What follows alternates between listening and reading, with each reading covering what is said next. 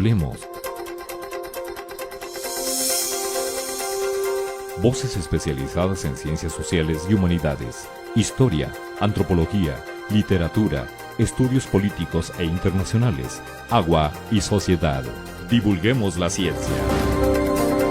Hablemos. Masones, jesuitas, cartografía, legisladores, viviendas, maestras rurales, escuelas rurales, posrevolución, en fin, de estos y varios temas más vamos a estar platicando con un grupo de estudiantes muy dinámicos, muy entusiastas, que están cursando acá con nosotros la maestría en historia. Nos van a acercar a estos pequeños fragmentos de historia que no conocemos y que, bueno, desde su óptica están siendo estudiados. Acompáñenos, vamos a tener la posibilidad de charlar con este grupo de alumnos y alumnas del Colegio de San Luis. Comenzamos, bienvenidos. Fue una experiencia muy gratificante, me ayudó a crecer como persona. Me dio mucho gusto conocer a mis profesores después de la virtualidad. Valoré mucho el esfuerzo que hicieron tanto los profesores como los directivos para poder sacar adelante este programa y la maestría, ¿no? Porque realmente sí nos topamos con muchos problemas de conexión, de entrega de trabajos. Oigan, chicos, ¿cómo nos manejamos con esto y todo? Y siempre los profesores y los directivos supieron cómo llevarlo. Entonces eso es algo que yo valoro mucho y me da mucho gusto estar aquí con ustedes, estar aquí en mi graduación después de todo eso, ¿no? Porque representó un problema todo eso.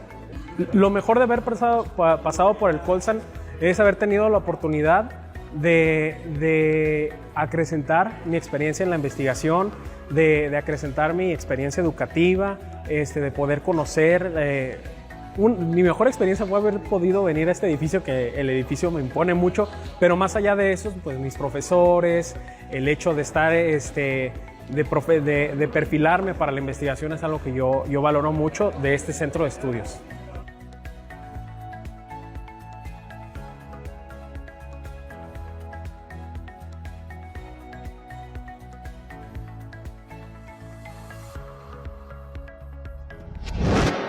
¿Qué tal? ¿Cómo están? Buenas tardes, bienvenidos a este espacio desde el Colegio de San Luis. Soy su servidora Lidia Huacha y hoy vamos a platicar con estudiantes de la maestría en historia que nos van a dar así como pequeñas probaditas de las investigaciones que se están llevando a cabo. Por cierto, aprovecho para mencionarles que hay en la página del colegio una pestaña por ahí que pueden entrar y navegar, que tiene que ver con la biblioteca, pero dentro de la biblioteca tienen un repositorio con todas las tesis, con todas las investigaciones que hacen los estudiantes que tenemos acá en el colegio de San Luis y que, bueno, pues tienen que ver con los grandes temas que se estudian acá en nuestro centro público de investigación, que van desde historia, estudios literarios, agua y sociedad, estudios políticos e internacionales y estudios antropológicos. Así que, bueno, hay toda una gran oferta y que, bueno, pues ustedes pueden estar consultando constantemente. Y hoy hemos invitado a un grupo de estudiantes de la maestría en historia. Son chicos, chicas muy inquietos, inteligentes y que andan ya adelantándole a sus temas de investigación y que hoy hicieron favor de aceptar la invitación para charlar con nosotros. Así que le damos la bienvenida a los dos primeros de ellos que están con nosotros. Nos acompaña Jorge Castillo Rodríguez. Jorge, gracias por estar con nosotros. Muchas gracias por la invitación. Y nos acompaña Eliana Celeste Holguín Hernández. ¿Cómo estás? Gracias por estar con nosotros. Muchas gracias por la invitación, estoy muy bien, ¿y tú? Gracias, bien también. Qué bueno. Bueno, pues a ver, vamos empezando con estos temas. Platíquenos, tú estás investigando acerca de la logia masónica Ignacio Ramírez. Para empezar, ¿qué es eso de la logia masónica? Porque hay muchos mitos, luego escuchamos ahí un montón de cosas de historias y mitos de los masones, pero yo bien a bien no entiendo todavía qué es una logia. ¿Qué es? La logia es el edificio donde acostumbran a reunirse los masones y a tener sus trabajos. Dentro de las logias se ubica el templo, algunas bibliotecas, y lo que llaman el Salón de los Pasos Perdidos. ¿Es una secta, una religión, nomás un grupo de cuates? ¿Había manera de empezar a acercarnos un poco a alguna definición de los masones? Es una sociedad. Una sociedad, esa palabra me gusta. Creo que nos da más una idea, porque ni es una secta ni es una religión, ¿verdad? No, pero en torno a la masonería existen una serie de mitos y leyendas que se basan en teorías conspiranoicas. Y lo que existe en cuanto a textos y bibliografía, pues hay muchos que los satanizan y otros que los glorifican. e investigaciones académicas pues realmente existe muy poco, y las que se producen pues señalan las dificultades para acceder a los archivos logiales, a los documentos expedidos por las mismas logias, lo cual pues dificulta todavía más el estudio y saber qué es lo que hacen realmente. Un estudio serio, Ajá. académico. ¿Por qué te interesó ese tema? Habiendo tantas cosas en historia. No, no es cierto. Cada quien su tema. ¿Por qué? Bueno, yo tuve el acercamiento con la logia con mi tesis de licenciatura, que fue sobre la privatización de ferrocarriles. ¿Qué estudiaste? Historia, la licenciatura en historia. Ajá. Y yo hablaba de cómo en Cárdenas, San Luis Potosí, el ferrocarril permeó en muchos aspectos de la vida cotidiana, desde los espacios públicos, las instituciones, la educación, y una de esas instituciones fue la masonería, la logia Ignacio Ramírez. Los ferrocarriles y la masonería son dos fenómenos o dos instituciones que llegan al mismo tiempo a Cárdenas por parte de los norteamericanos, y en 1910 se levanta columnas, es decir, se funda una logia por mexicanos y funciona bajo el Oriente, que es la logia soberana e independiente del Potosí, que se ubica aquí en San Luis Capital. Y me interesó principalmente porque a mí me permitieron acceder a la logia, me invitaron, siendo yo profano, o sea, una persona que no está iniciada en la masonería, y al ver el archivo, pues me sorprendí el grado de deterioro y de abandono en el que se encontraba, pero el interés por querer preservar y saber qué es lo que había.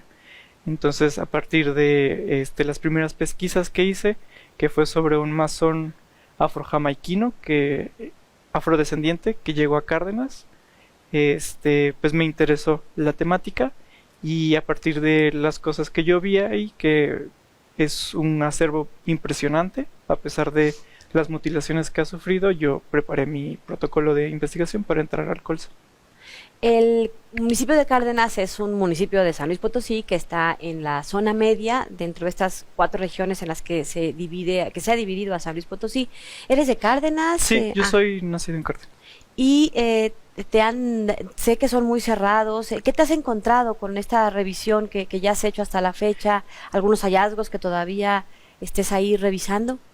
Bueno, el acercamiento y la apertura que se me dio fue porque mi tío abuelo y mi tío bisabuelo fueron venerables maestros de la logia Ignacio Ramírez.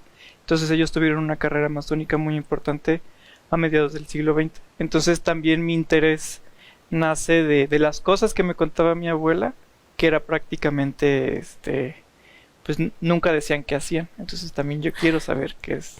¿Todavía no descubres?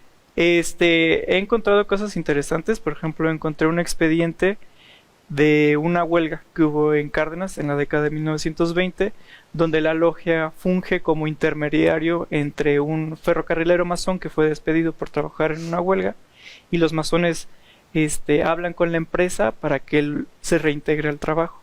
También encontré otro expediente muy interesante de un chino, un masón chino que vive en Monterrey y mata a un mexicano en defensa propia, y los masones de la logia de Cárdenas, de Tampico y de Monterrey se organizan, hacen recaudación de dinero para pagar un abogado y que no metan a la cárcel a este masón chino. También hay expedientes donde hacen labores de beneficencia sobre una inundación que hubo en Nayarit.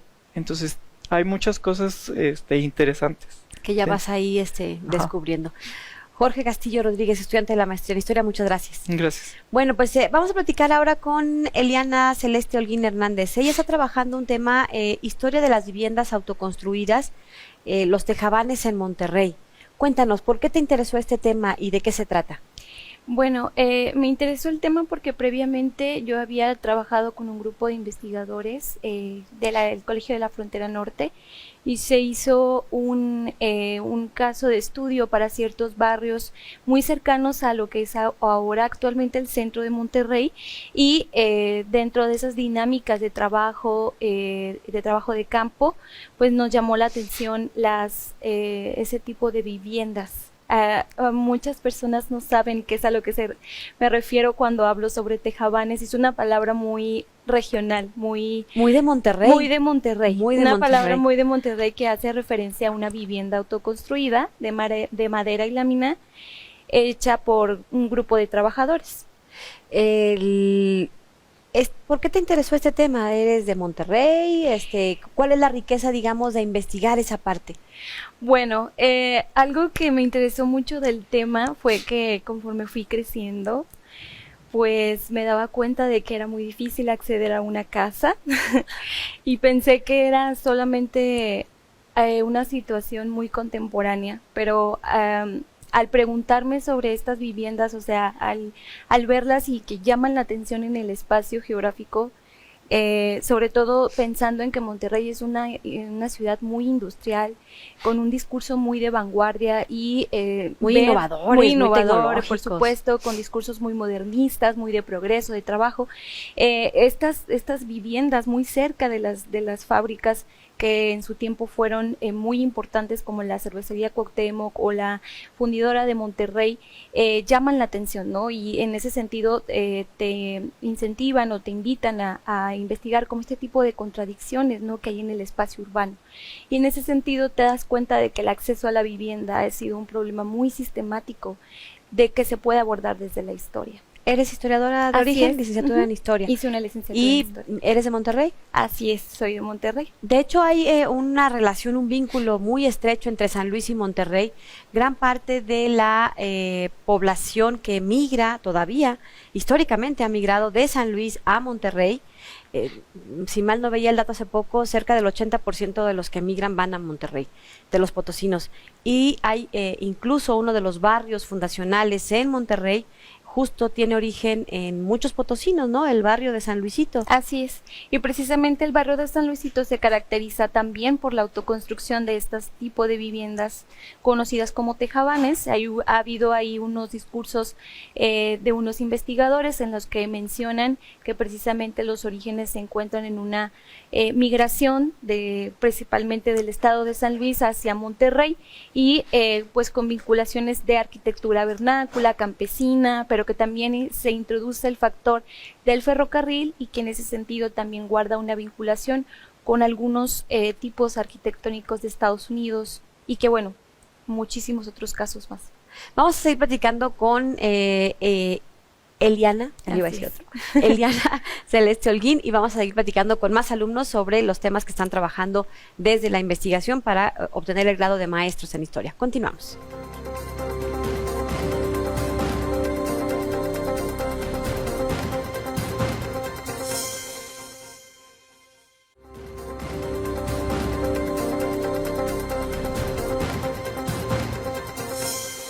Bien, continuamos. Todos estos trabajos de investigación que se realizan aquí en el Colegio de San Luis, a mí, especialmente los de historia, me parece muy importante que estén aquí contándonos los chicos, no solo porque, bueno, van a terminar en investigaciones académicas, serias, formales y demás, sino porque además nos acercan un poquito a estos pedacitos de país que a veces no conocemos y que han sido importantes. A mí me tocó esto de los tejabanes porque parte de mi familia materna migró a Monterrey y yo me acuerdo de muy chica que íbamos a visitarlos y todavía me tocó conocer estas pequeñas casas de madera que a mí me gustaban mucho porque se parecían como a las casas gringas, sí. Entonces, pero bueno, pues ahora que dices más bien era porque estaba fuera de su alcance. Claro. La vivienda, sí, digamos, de cierto tipo, ¿no? Eran a lo mejor condiciones más precarias.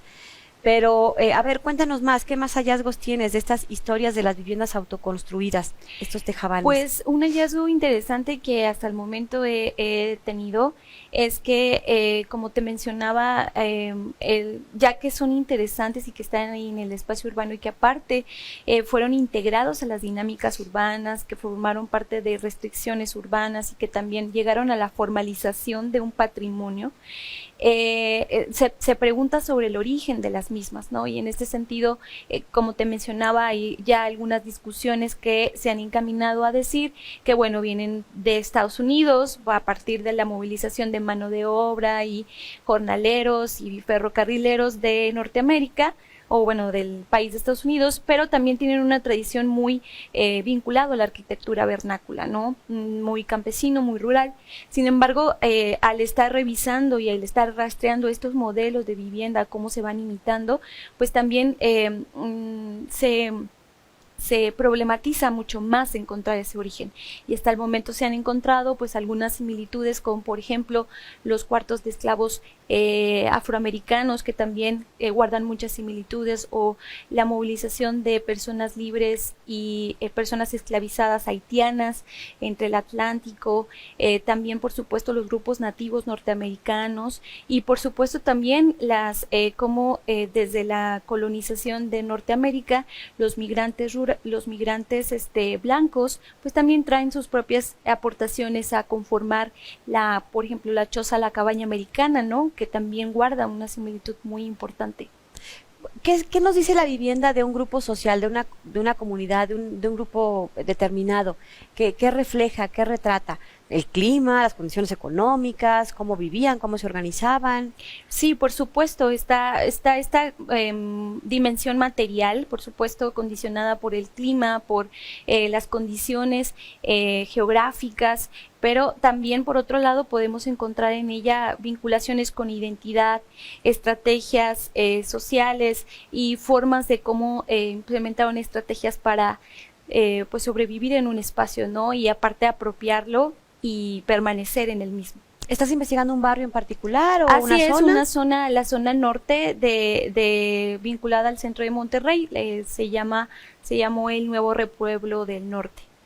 ¿Qué calles se abarca en la actualidad? Empieza desde la avenida Colón, cruce con la avenida Cuauhtémoc, y de ahí hasta a lo que actualmente es la zona universitaria. Hasta San Nicolás. Hasta San Nicolás. Que atravesaba por ahí la cigarrera, ¿no? Exactamente. La cigarrera, la cervecería, la fábrica de vidrios, y otras siderúrgicas importantes ahí. Y es que imagínense ustedes, en los años 40, por ejemplo, ay, ya se pongan mis lentes. En los años 40, las personas que migraban a Monterrey y encontraban trabajo, efectivamente, en estas empresas. Muchas gracias, muy interesante tu tema. Bueno, pues ahora vamos con Diana. Diana tiene un tema Diana Laura Quiñones, perdón, hay que presentarla como se debe.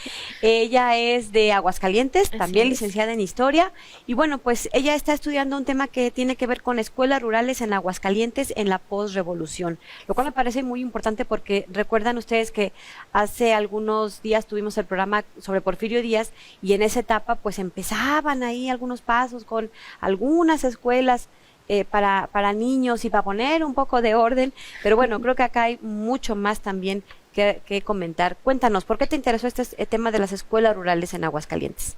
Bueno, viene un poco desprendido de mi tesis de licenciatura.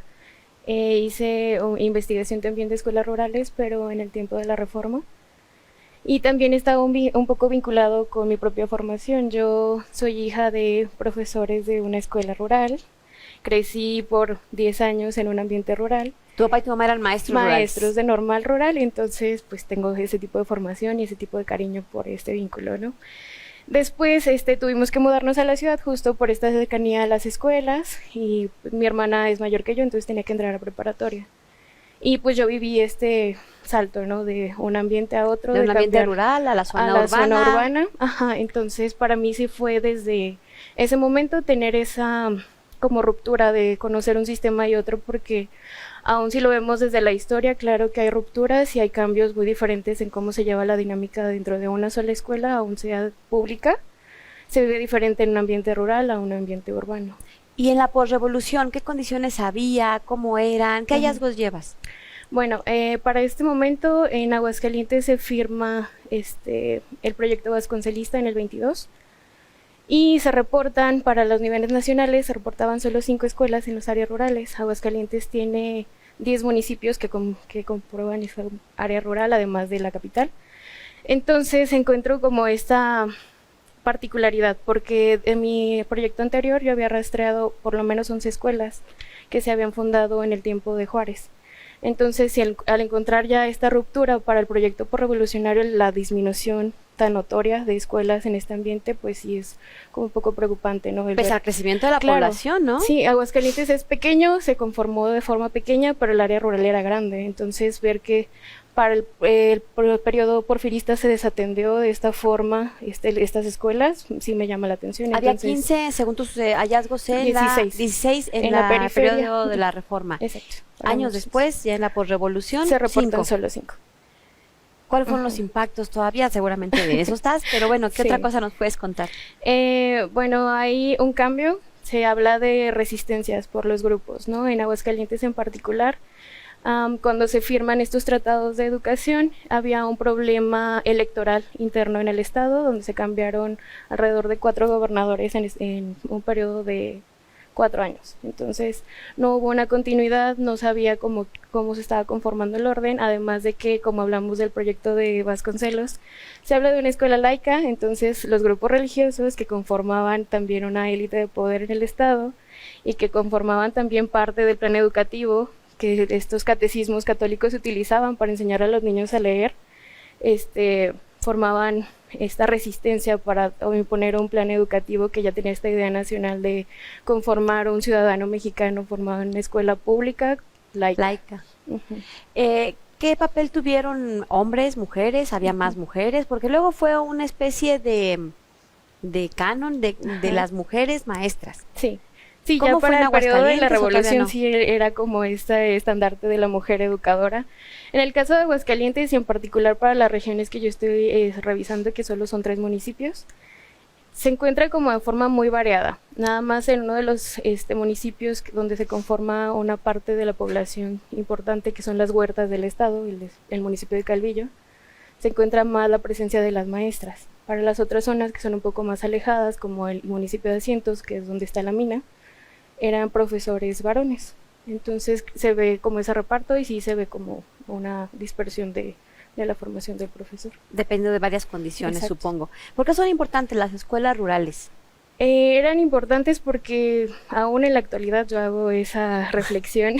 La escuela rural ha sido desatendida, la educación rural no ha estado del todo contemplada en los planes educativos nacionales, hay un rezago educativo importante donde se le ha dado la importancia de solo enseñar al niño a leer y a escribir y a que cumpla como con sus 6 grados de primaria y que con eso sea suficiente.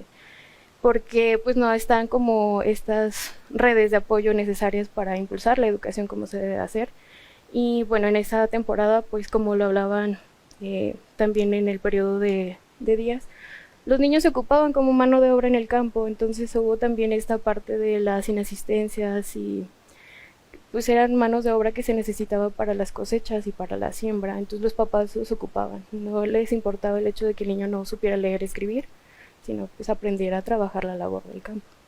Y ahora algo que no está muy en sus temas, pero a ver, un minuto cada quien en lo que nos queda. ¿Por qué es importante este tipo de posgrados en historia? ¿Cómo te ha tratado el Colsan? ¿Cómo te sientes acá? Ya estás totalmente involucrada. Bueno, ha sido una experiencia muy enriquecedora, de mucho aprendizaje.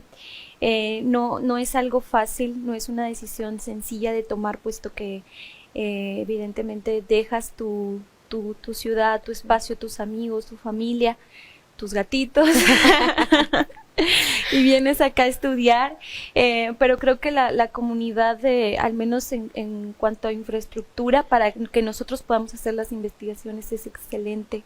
La biblioteca es magnífica, o sea, nos da todos los recursos que necesitamos y afortunadamente hemos tenido una buena interacción entre nuestros compañeros y eso nos ha ayudado mucho a sobrellevar como esa parte emocional que también es muy importante cuando estás investigando.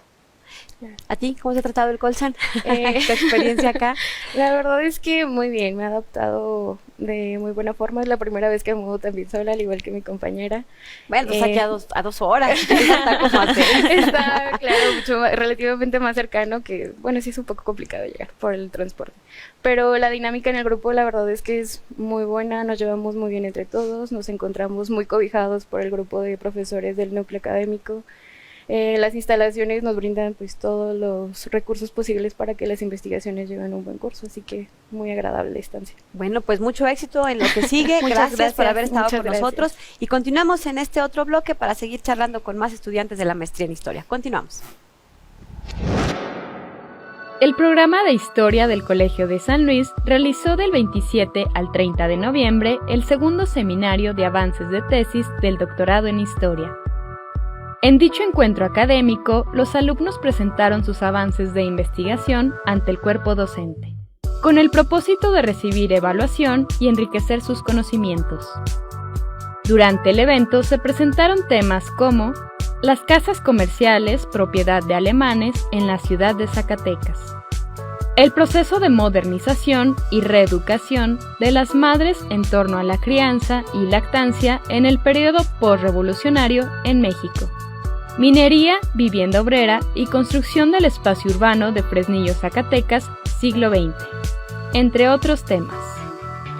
El coloquio contó con la participación de investigadores de otras instituciones internacionales como la Universidad Complutense de Madrid, Universidad de California, Santa Bárbara y la Universidad de Chile. El objetivo de esta dinámica consiste en asegurar que los proyectos en curso alcancen sus propósitos establecidos.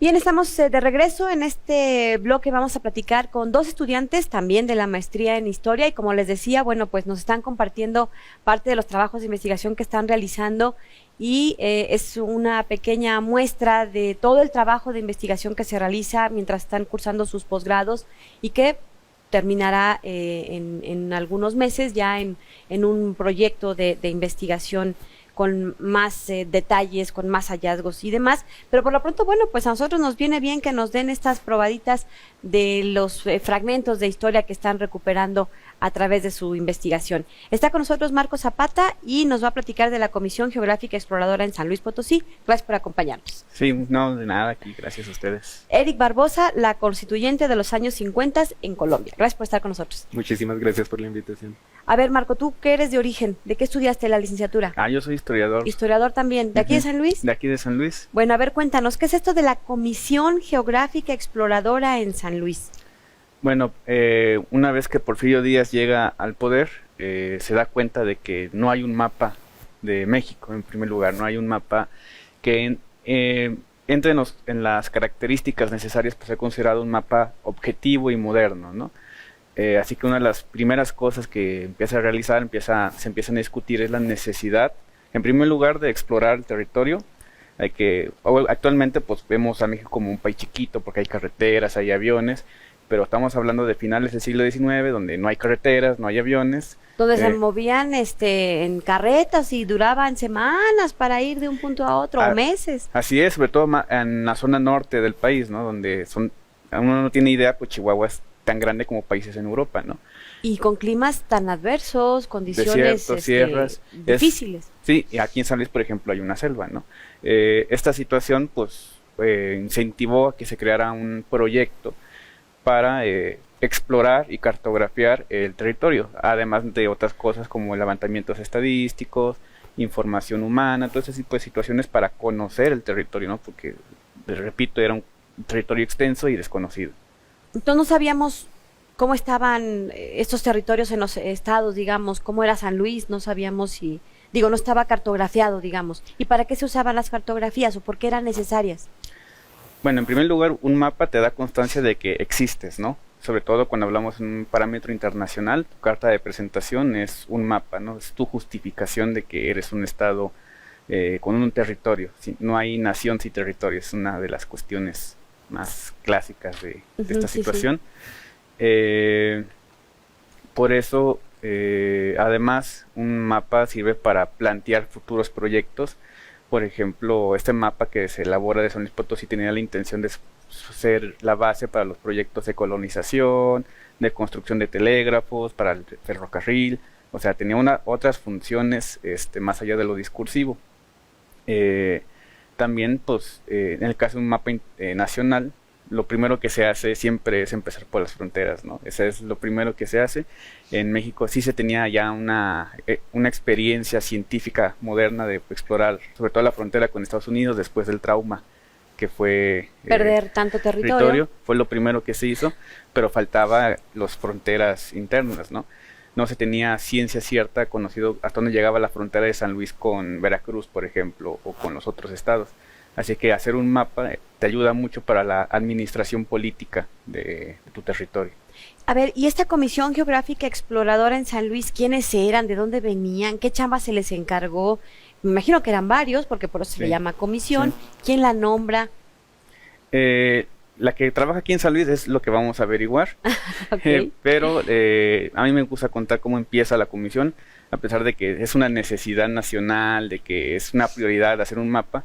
Cuando empieza la comisión, pues no hay dinero y no es exactamente como que el proyecto cartográfico sea una prioridad para el Congreso en ese entonces. ¿Y esto lo ordena el Congreso? Lo ordena ¿O el básicamente presidente? Porfirio Díaz Ah, en ese ok. momento. Y así que como empieza la comisión es con nada más 3 ingenieros topógrafos y 5 guardaespaldas. Esos 3 cartógrafos son los encargados de explorar y cartografiar todo el territorio de México. Todo el territorio de México. Sí, ese era el objetivo, hacer Ajá. un mapa de México como nación. Y así empieza, ¿no? De manera humilde. Aparte, los objetos con los que trabaja, los materiales, las herramientas, no son exactamente las más adecuadas para ese entonces. Creo que México está saliendo de su etapa de intervenciones extranjeras, de guerras civiles. Así que no se tiene esa constancia material y económica como para sustentar una comisión. Y como pueden estos señores, sacan adelante el proyecto. Ya cuando vienen aquí a San Luis, ya es una organización más establecida, ya cuenta con más mano humana para trabajar, y ese es el objetivo de la investigación: indagar quiénes eran estos personajes, dónde anduvieron, qué hicieron y cuáles fueron sus experiencias acá en San Luis Potosí. ¿Y de dónde vas a sacar eso? ¿Cuáles van a ser tus fuentes? ¿Todavía hay alguna testimonial, alguien que le tocó, o por plática o por herencia, o papeles, documentos? ¿Dónde estás investigando? En primera instancia, obviamente, lo primero que se viene a la mente cuando se habla de cartografía, pues En las cartografías es que un existen. mapa. ¿Dónde están? ¿En las bibliotecas? El mapa cumbre de este proyecto, que es el mapa de la Carta General de San Luis Potosí, se encuentra todavía en exposición en algunos espacios públicos aquí en San Luis. Si ustedes van al archivo histórico de San Luis Potosí, en su sala de consulta, ahí van a ver el mapa enorme de San Luis Potosí elaborado por esta comisión. Tengo entendido que también hay uno expuesto en un espacio de gobierno, no recuerdo exactamente cuál, pero el mapa sigue en exposición aquí en San Luis. Igual lo que son los expedientes, porque ese era el trabajo de estos geógrafos, cartógrafos de esta comisión: realizar un itinerario, un diario de campo que iban a reportar a sus superiores. Esos diarios de campo están resguardados actualmente en el archivo de la Mapoteca Manuel Orozco Iberra en la Ciudad de México. ¡Qué maravilla! Es que imagínense ustedes, estamos hablando de finales de los 1800 y vuelvo a lo mismo, no había la tecnología, los recursos que hay ahora. Hoy le tomamos una foto con el celular y bueno, pues ya está, o se despliegan el Google Maps y qué te digo, pues, pero estamos hablando de finales de 1800, no había un mapa cierto de México y de pues nuestras entidades, ¿no? Y como bien nos decía Marco Zapata, pues se necesitaba para administrar el territorio, por dónde va a pasar el tren, no, porque hay un cerro, por dónde va a haber una nueva carretera, porque bueno, imagínense, la carretera 57, la que atraviesa desde la Ciudad de México hasta Laredo, que pasa por Querétaro, San Luis, Nuevo León, Coahuila, etcétera, se inauguró en 1957, entonces bueno, pues imagínense a finales de los 1800. Marco Zapata, muchas gracias por haber estado con nosotros. Aquí quédate con nosotros y acompáñanos a escuchar a Eric Barbosa. Él nos va a platicar de su tema que tiene que ver con la constituyente de los años 50 en Colombia. Evidentemente es colombiano, ahorita que lo vayan a escuchar hablar, pues se oye ese tonito sabroso de los colombianos. A ver, cuéntanos, Eric. ¿Por qué te venís a estudiar acá a San Luis? ¿Y por qué este tema? No, porque México es mágico. Qué bonita Definitivamente. respuesta. Muy bien, cuéntanos. De entrada, sí, yo vivía en Bogotá y hay 2 motivos, ¿no? Uno como personal, quería una ciudad más tranquila, pero que siguiera siendo ciudad. San Luis me pareció muy buena oportunidad. Y segundo, me interesó el Colegio de San Luis porque sí tiene como una propuesta metodológica para estudios de caso, y eso es lo que efectivamente yo voy a hacer en mi investigación. Tu caso es la constituyente de los años 50 en Colombia. ¿Por qué? Sí. ¿Qué es la constituyente y por qué es importante? Fue una Asamblea Nacional Constituyente que empezó a funcionar en 1953 en Colombia. Empieza a funcionar después de un golpe de Estado. Es una constituyente que reúne las fuerzas vivas de Colombia en ese momento: socialismo, doctrina social de la iglesia. Digamos que estaban todos los actores allí reunidos, pero es un proyecto que en últimas fracasa. Digamos, si tú ves como la historia constitucional colombiana, la constitución de 1886 solo se va a cambiar hasta 1991. esta asamblea fue una oportunidad para hacerlo, y mientras los demás países de América Latina tuvieron renovación constitucional acá en 1917, después de la revolución, Argentina la tuvo en el 49, Colombia no tuvo renovación constitucional, fue la misma, y claro, muchos publicistas dicen, esto muestra que Colombia es la democracia más antigua, pero pues esto contrasta con una historia de violencia, de conflicto, de narcotráfico. Entonces la pregunta central es ¿por qué fracasó este proyecto si había como todas las condiciones, había como toda la fuerza ideológica para hacer ese cambio constitucional, que no se logró? ¿Qué buscaban la constituyente de los años 50? Me dices que se reunieron pues como muchos grupos, movimientos, liderazgos. Cuéntanos un poco sobre eso. Colombia estaba hecha ríos de sangre en los años 50. En los años 50. De hecho, se llama... ¿Cuál era el entorno? Se le llama, de hecho, en términos historiográficos, el periodo de la violencia, ¿no? Entonces, varias condiciones. Una guerra entre liberales y conservadores, que fueron los dos grandes partidos, una guerra fratricida. A ello se unió el asesinato de como la esperanza del cambio en ese entonces, que se llamó Jorge Eliezer Gaitán, o sea, su asesinato al tiempo en que se llevaba la conferencia panamericana en Colombia, en ese momento, en esos mismos días, pues destruyó Bogotá, hubo una embestida social, se armaron primeros grupos guerrilleros, o sea, el país estaba hecho caos. Una de las explicaciones, bueno, por cierto, de hecho en el Congreso de la República hubo balaceras en el 49, en los registros de 1949 se llegaron a 50.000 muertes por razones políticas. O sea, los legisladores estaban echando balazos. Todo, entonces, pues digamos, el llamado fue, entre otras explicaciones sobre la violencia, es que las instituciones planteadas por la Constitución del 86 ya eran anacrónicas, no estaban funcionando, de manera que se necesitaba cambiar la Constitución para darle una resolución a la cuestión social que estaba desbordada, la gente se estaba matando, entonces se necesitaba, no sé, garantías en términos de salario, en términos de vivienda. Digamos un nuevo acuerdo en lo social, en lo económico, en lo político. Porque estaba desbordado, el país estaba desbordado, y el fracaso de la constituyente fue un fracaso a esas ideas de cambio. Y pues ya vemos que posteriormente la violencia siguió en Colombia, incluso de manera mucho más estructurada, de ejércitos fuera del Estado. Vamos a ir a una pausa y vamos a ir platicando sobre los temas que los chicos de la maestría en historia están trabajando, estas investigaciones que están desarrollando y que bueno, pues se nos acercan un poco, no solo al trabajo académico, científico que están haciendo, sino, como digo desde el principio, ¿no? A estos pedazos de historia que nos van contando de una manera muy sencilla, muy interesante y que bueno, pues ya nos van dando una fotografía distinta de lo que era el mundo, no solo de lo que era México. Estamos viendo acá, por ejemplo, un caso en Colombia, pero créanme que estos impactos tienen que ver con el mundo como lo conocemos hoy. Hacemos la pausa y regresamos, continuamos.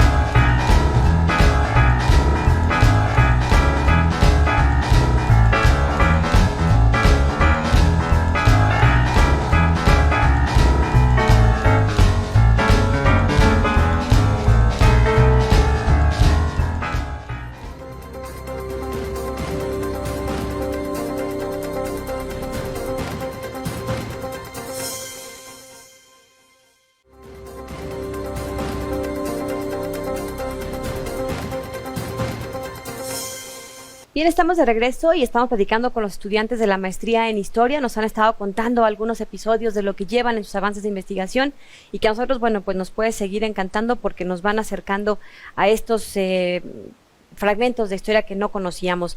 Y bueno, pues estamos platicando con Eric Barbosa y se incorpora acá con nosotros Rubén Ahumada Muñoz. Él nos va a platicar en un momento más sobre Misión Jesuita al norte de la Nueva España. Pero antes regresamos porque yo me quedé picada con este tema de la constituyente de los años 50 en Colombia. Nos decías que, bueno, pues al final de cuentas fue un fracaso en medio de toda esta violencia, de todo este caos, y que repercute en los años posteriores, en las décadas siguientes de Colombia, de lo que hemos conocido en los años recientes. Pero a ver, ¿todo fue tan oscuro y tan triste o hubo algunos logros? Dime que sí, dime que hubo algo. Realmente sí hubo un logro bastante relevante para la historia colombiana, la historia incluso del mundo. Eso es algo importante, y es que el resultado más fáctico de la Asamblea de los años 50 de Colombia es la aprobación del voto femenino en el país, en el 54. De hecho, fue la primera vez que en Colombia se eligen representantes. Varias de las asambleístas pues, eran mujeres. De hecho, hubo 2 que tuvieron un papel significativo. Y también como que retoma el movimiento sufragista femenino de Colombia, que venía como expresándose desde los años 30. Allí pues, o sea, logran materializar esta cuestión que es tan importante, que es la cuestión de la aprobación del voto femenino. El voto femenino sí fue un logro de esa constituyente. Fue impulsado por el presidente también de esa época, Gustavo Rojas Pinilla, y pues en el gobierno en general, en ese gobierno considerado como dictadura, otros dicen dictadura blanda porque no fue tan duro como se piensa, en esta dictadura sí hubo gran promoción de la participación política de las mujeres. Allí hubo luego senadoras, representantes, cargos ministeriales otorgados a las mujeres. De hecho, la hija de Rojas Pinilla, María Eugenia Rojas,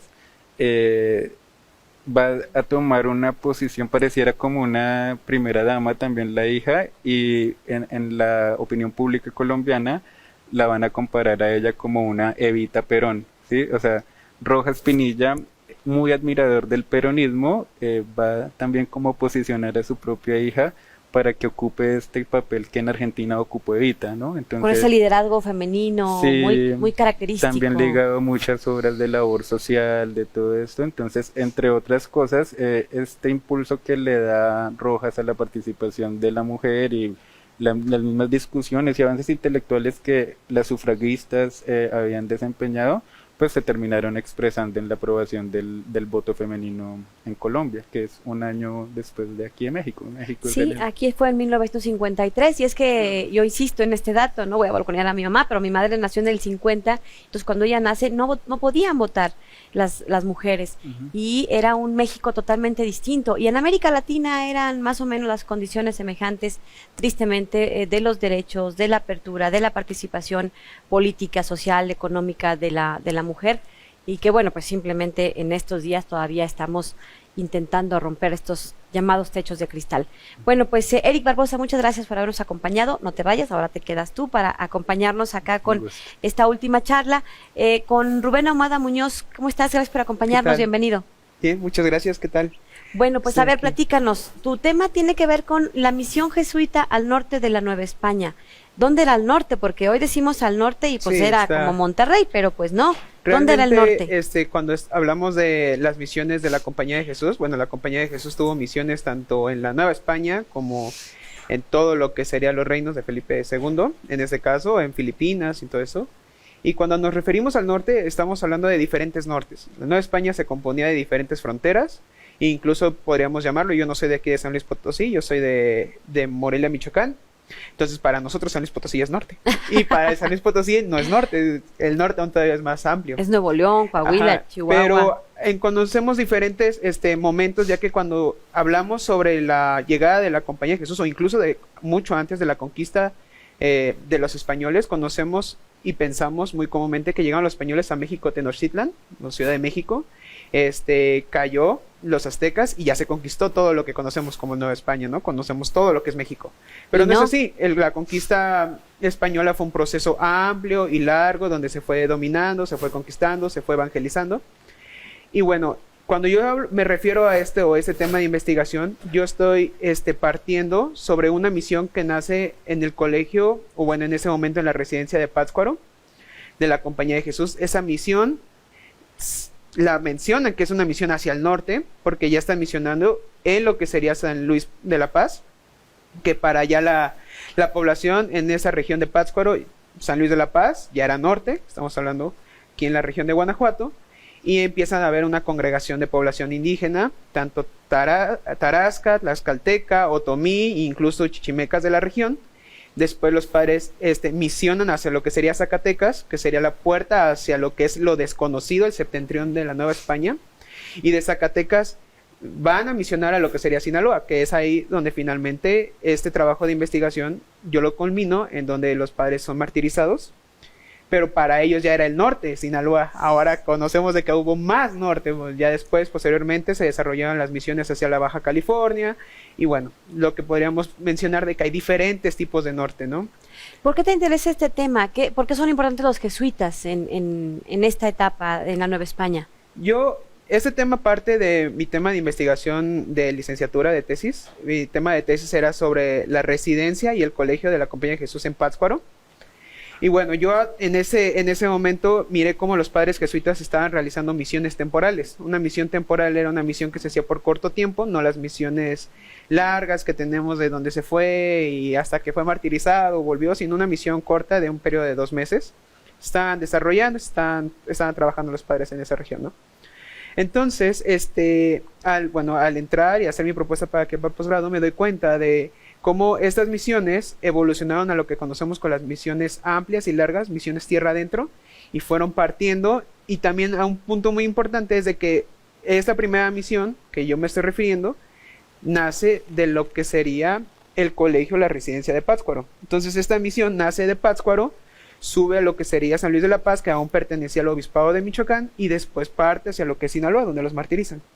Y es muy importante y muy interesante la Compañía de Jesús, porque da mucha curiosidad, porque después, posteriormente, en 1763, los expulsan del territorio de la Nueva España. Entonces, Carlos III de Borbón, después de las reformas borbónicas, decide expulsar a toda la compañía, toda la orden jesuita de la Nueva España, de sus territorios, y no solo los expulsan de España, o de los territorios de la Nueva España, también los destierran y los expulsan de Portugal y también de Francia, ¿no? Cuéntanos por qué los desterraron, por qué los expulsan, particularmente en San Luis Potosí, el edificio en la Plaza de Fundadores, donde hoy es el edificio de rectoría, era parte de donde estaban instalado el colegio jesuita, y pues lo tienen que dejar, tienen que huir, tienen que salir. Sé que es un tema muy extenso, pero a grandes rasgos cuéntanos, ¿por qué los expulsan? Realmente no se sabe muy bien. En la carta de la expulsión, Carlos III de Borbón dijo, casi por mi ronco pecho, no lo voy a decir, o sea, se queda como en intriga de que por qué los expulsé, no lo sabemos. Pero lo que sí sabemos es de que la Compañía de Jesús era una orden muy, muy rica económicamente. Llegan a la Nueva España y Felipe II les da ciertas autorizaciones de quedarse el diezmo, generaban y tenían una visión empresarial, por así decirlo, diferente, tenían haciendas, entonces se habían hecho muy fuertes económicamente. Otra cuestión es de que también tenía mucho poder político, en ideas, en pensamientos. Justamente algo de lo que yo rastreo en este trabajo es cómo los padres empiezan a construir la Ration Studiarum, que era como su modelo de enseñanza. Y este modelo de enseñanza se constituyó a partir de toda la información que los padres jesuitas mandaban en Roma. Entonces era una orden muy centralizada en el poder en Roma. O sea, pero además intelectualmente innovadora, vanguardista, poderosa, ¿no? Claro, entonces toda esa información, todo ese poder, toda esa innovación intelectual, todo lo que construían en los colegios, realmente daba un peso muy fuerte e importante a la Compañía de Jesús en la formación cultural y también en las decisiones políticas que se estaban gestionando en la Nueva España.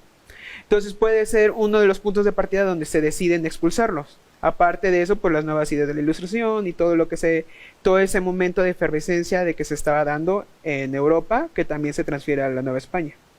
Bueno, pues hemos tenido el gusto de platicar el día de hoy con estos estudiantes de la maestría en Historia. Cuéntenos brevemente, como en 30 segundos, ¿qué te ha gustado del colegio? ¿Cómo te ha tratado? Espero que bien, si no aquí le cortamos. No, yo estoy muy feliz acá. Ha sido como muy renovador para mí. Es cierto que las condiciones para hacer investigación son muy buenas. La biblioteca es fantástica. Y los docentes, ¿no? O sea, no solo como en su faceta profesional, en su faceta de docentes, sino también como seres humanos han sido muy buenos. Me he sentido como en casa, ¿no? Yo no he sentido que estoy... Que estás a tantos kilómetros. Sí, no. Muchas gracias. Cuéntanos a ti cómo te ha tratado. Tú estás acá más cerca, Michoacán, que por cierto San Luis era del obispado de Michoacán, Pertenecía ¿verdad? una parte al obispado de Michoacán. Sí, pertenecía una parte al obispado de Michoacán. Y bueno, ha sido toda una experiencia cuando uno está dentro del área de las humanidades. Conoce la importancia y la importancia y la fuerza que tienen estos centros de investigación, no solo el Colegio de San Luis, sino otros.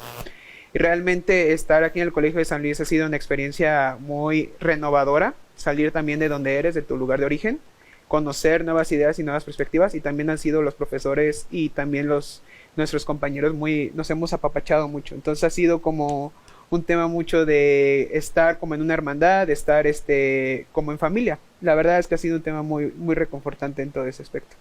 Bueno, pues muchísimas gracias a los dos y a todos los compañeros que están acá detrás de cámaras. Ya no los ven, pero aquí siguen y nos dio muchísimo gusto recibirlos el día de hoy. Ojalá que no sea la primera, sino que sean varias más. Y bueno, pues hasta aquí llegamos. Les recuerdo que el programa lo tenemos hoy martes de estreno aquí en 9TV, a quien agradecemos todas las facilidades. Y ya mañana miércoles está disponible en el canal de YouTube del Colegio de San Luis. Soy Lidia Huache, pásela bien, gracias. Hasta la próxima. El Colegio de San Luis te invita a los eventos y actividades que se llevarán a cabo durante los próximos días. El Laboratorio de Investigación, Género, Interculturalidad y Derechos Humanos del Colsan se encuentra realizando la jornada académica Voces Violetas, la deuda histórica del Estado frente a la violencia contra las mujeres, del 20 de noviembre al 7 de diciembre en formato híbrido. Consulta el programa en nuestras redes sociales. Se llevará a cabo la última conferencia del ciclo La Historia Económica en México, con el tema Moralizar a través de los impuestos. Gravamen a las bebidas alcohólicas en San Luis Potosí, 1885-1925. El 6 de diciembre a las 19 horas en el Archivo Histórico del Estado de San Luis Potosí. La Cátedra Jesús Silva Herzog invita a la conferencia magistral Participación y Abstencionismo. Resultados de investigación. El 8 de diciembre a las 11 horas en la Sala Miguel Caldera del Colsan y transmisión en vivo por Facebook Live. Se realizará el coloquio intermedio de la Maestría en Historia, donde los alumnos expondrán sus avances de investigación. El 7 y 8 de diciembre a las 10 horas en las salas de videoconferencias 1 y 2. Consulta los detalles de este y otros eventos a través de nuestra página web www.colsan.edu.mx y síguenos también en nuestras redes sociales.